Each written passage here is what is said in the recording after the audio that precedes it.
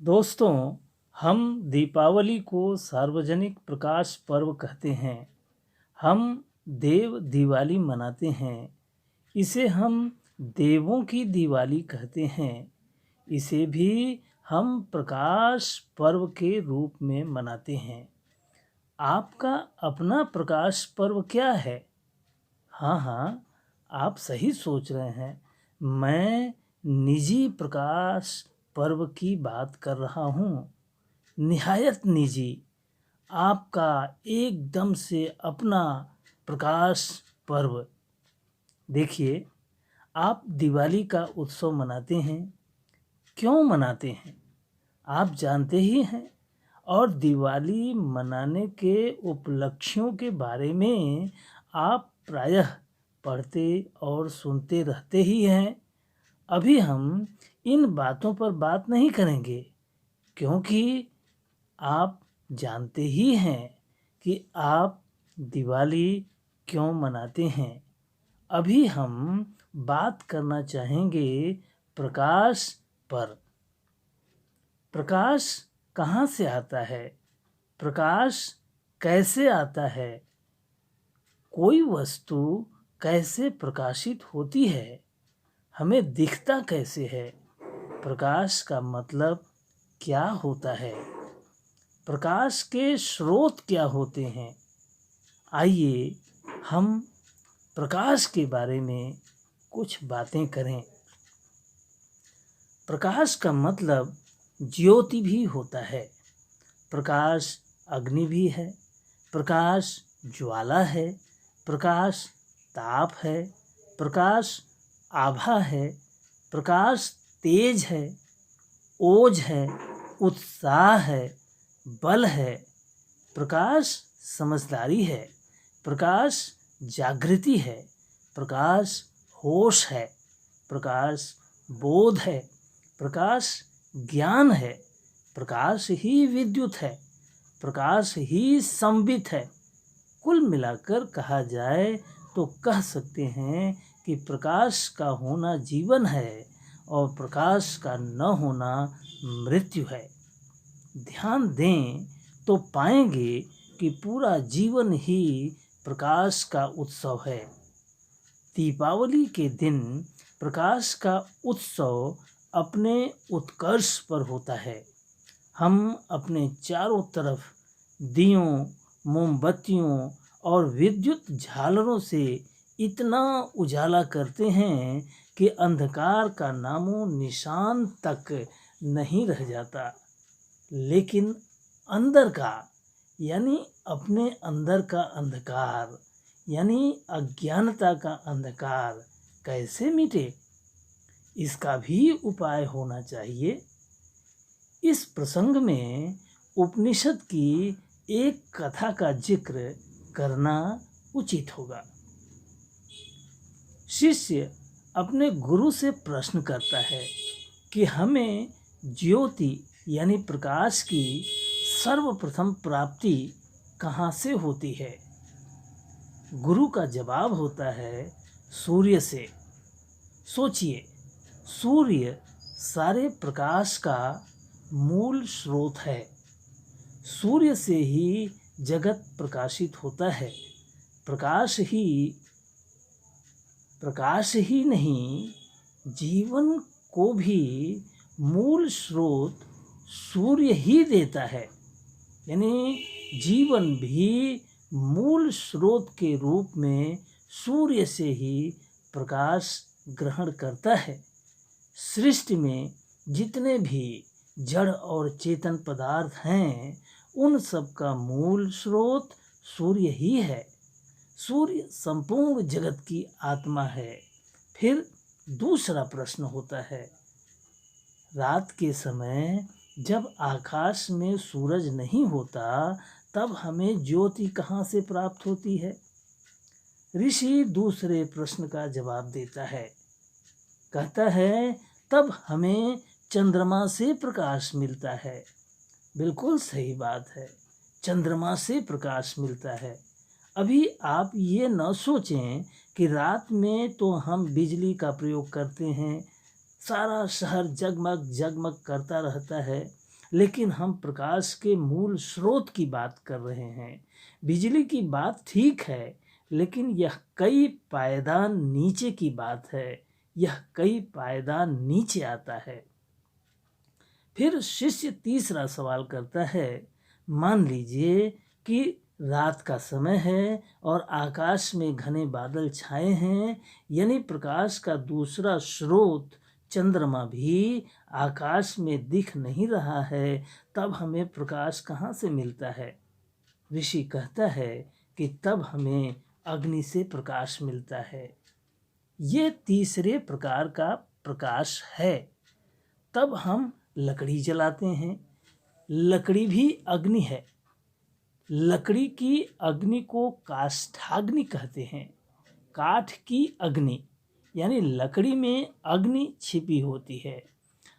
हर एक पदार्थ में अग्नि छिपी होती है। पदार्थ सूर्य का ही रूप होता है। पदार्थ में अग्नि प्रकट होने की कला सोम से आती है। सोम को ईंधन कह सकते हैं। सोम की कला से परिपूर्ण होने की वजह से सृष्टि का हर पदार्थ अग्नि सोमात्मक होता है। इस तरह से संपूर्ण जगत ही अग्नि सोमात्मक कहा जाता है। इसलिए ऋषि कहता है कि सूर्य और चंद्र के गगन मंडल में किसी कारणवश अनुपस्थित रहने पर हमें अग्नि से प्रकाश मिलता है। अब तो विज्ञान इतना सक्षम हो गया है कि पदार्थ से प्रकाश ले लेना आम बात हो गई है। जैसे पेट्रोलियम पदार्थों से प्रकाश ले लेना और जल से विद्युत प्रकाश ले लेना इत्यादि। लेकिन उपनिषद का शिष्य अगला सवाल करता है, वह यह कि मान लीजिए कि सूर्य और चंद्रमा की उपस्थिति नहीं है और चारों तरफ अनवरत वर्षा होने की वजह से अग्नि भी उपलब्ध नहीं है, तब हमें ज्योति कहाँ से प्राप्त होती है? तब ऋषि जवाब देता है कि तब हमें वाणी से ज्योति प्राप्त होती है। इसे समझना होगा। इसे थोड़ा गहराई में जाकर समझना होगा।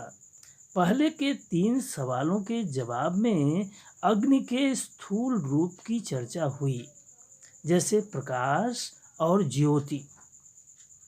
प्रकाश और ज्योति को हम आँखों से देख सकते हैं, इसलिए इन्हें अग्नि का स्थूल रूप कह सकते हैं। अब अग्नि के सूक्ष्म रूप की चर्चा होगी। एक बात का विशेष ध्यान रहे कि अग्नि का सर्वत्र प्रवेश होता है। हर पदार्थ की उपस्थिति का मूल कारण अग्नि ही है। इससे बेहतर ये कहना होगा कि हर पदार्थ अग्नि ही है। ठोस रूप होने पर पदार्थ बनता है, तरल रूप होने पर पानी बनता है, विरल रूप होने पर हवा, और इन तीनों से भी सूक्ष्म होने पर ऊर्जा। इसीलिए तो उपनिषद अग्नि को महान बताता है। इसे परमात्मा तुल्य कहते हुए मंत्र की रचना करता है। वो मंत्र भी देखें कि अग्निर्यथैको भुवनम प्रविष्टो रूपम रूपम प्रतिरूपम बभूव। इस तरह से अग्नि के सूक्ष्म रूप में मन, वाणी, बोध, बुद्धि, विवेक, ज्ञान, समझदारी जैसी चीज़ें आती हैं। तो जब ऋषि कहता है कि तब हमें वाणी से प्रकाश मिलता है, इसका तात्पर्य यह है कि तब वाणी रूपी ज्योति से समझदारी प्रकाशित होती है। जैसे गहन अंधकार हो, अपना ही हाथ दिखना मुश्किल हो, तो आप आवाज़ सुनकर उसी दिशा में आगे बढ़ते हैं। इस स्तर पर वाणी आपका मार्गदर्शन करती है, आपका दिशा निर्देश करती है। लेकिन शिष्य यहाँ भी रुकता नहीं है। वह अगला प्रश्न करता है। वह कहता है कि मान लीजिए कि सूरज, चाँद और अग्नि की अनुपलब्धता तो है ही, वाणी का भी अभाव है, यानी कहीं से कोई भी आवाज़ नहीं आ रही है, तब हमें प्रकाश की प्राप्ति कहाँ से होती है? तब हमें ज्योति कहाँ से प्राप्त होती है? ऋषि धैर्यपूर्वक और अति मधुर स्वर में जवाब देता है, प्रिय सुपात्र, तब हमें आत्मा से ज्योति प्राप्त होती है, तब हमें आत्म प्रकाश की प्राप्ति होती है। आत्म प्रकाश ही परम ज्योति है, आत्म प्रकाश ही आत्म ज्योति है। आत्म ज्योति से ही बुद्धि प्रकाशित होती है, मन विकसित होता है, मन में सोचने विचारने की शक्ति जागृत होती है। आत्म ज्योति के जागृत होने से ही हमें विषय का ज्ञान होता है। इसी आत्म ज्योति के प्रज्वलित होने से अज्ञानता का अंधकार मिटता है और ज्ञान का प्रकाश होता है।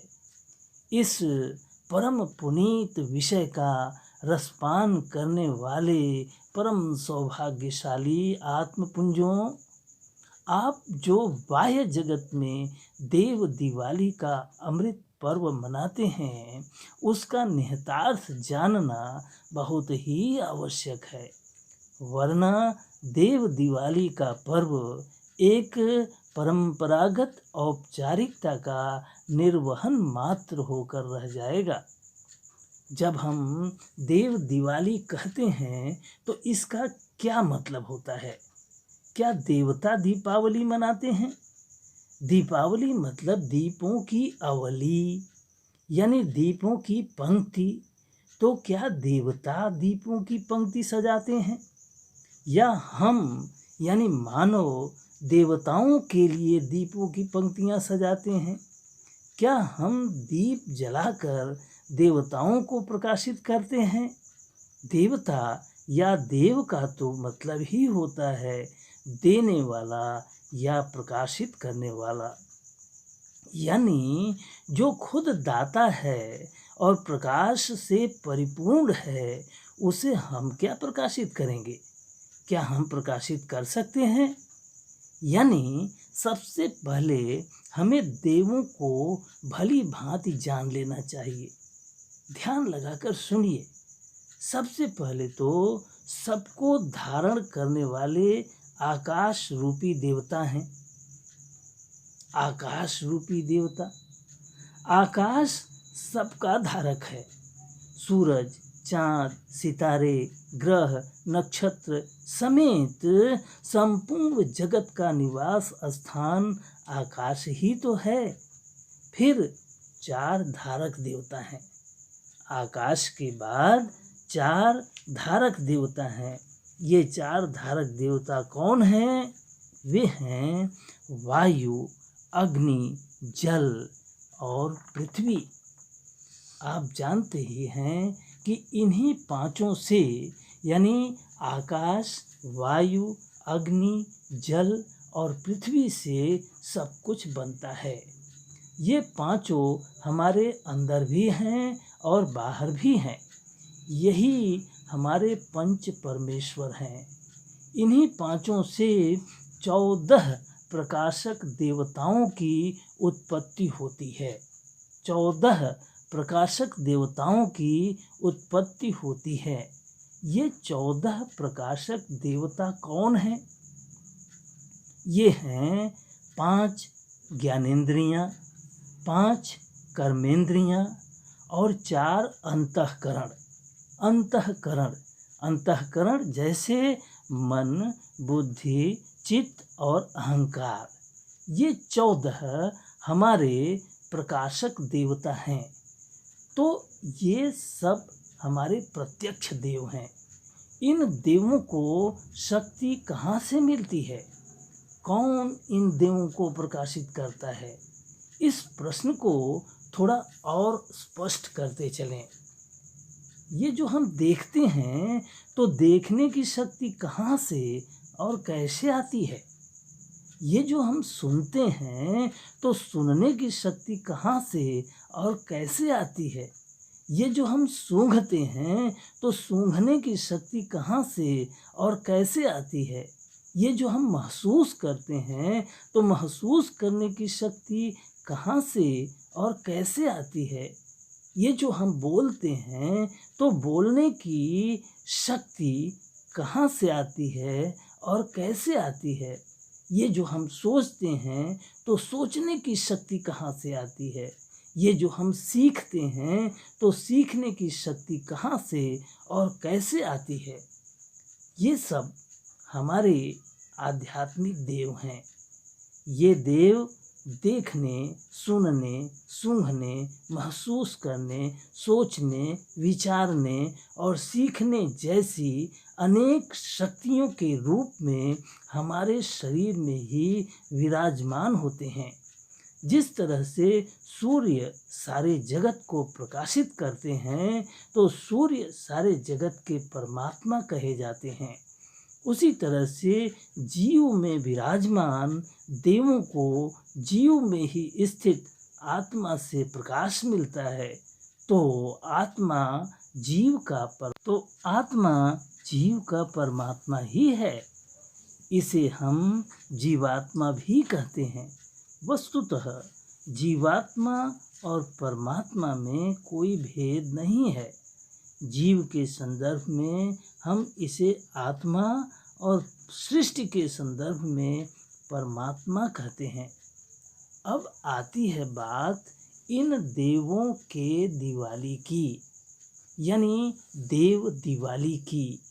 दीप को प्रज्वलित करना आत्म ज्योति को प्रज्वलित करने का प्रतीक है। आत्म ज्योति के प्रकाशमान होने से हमारे सारे आध्यात्मिक देव प्रकाशमान होते हैं। प्रकाशमान होने का मतलब जागृत होना, सजग होना, सतर्क होना, शक्तिमान होना, ऊर्जावान होना, बुद्धिमान होना, विवेकवान होना सब होता है। हम देव दिवाली के माध्यम से आत्म ज्योति के प्रज्वलित होने और प्रज्वलित रहने की शुभ कामना करते हैं, ताकि जीवन धन्य हो सके और जीवन में सदा सर्वदा सच्चित आनंद हो सके। ओम।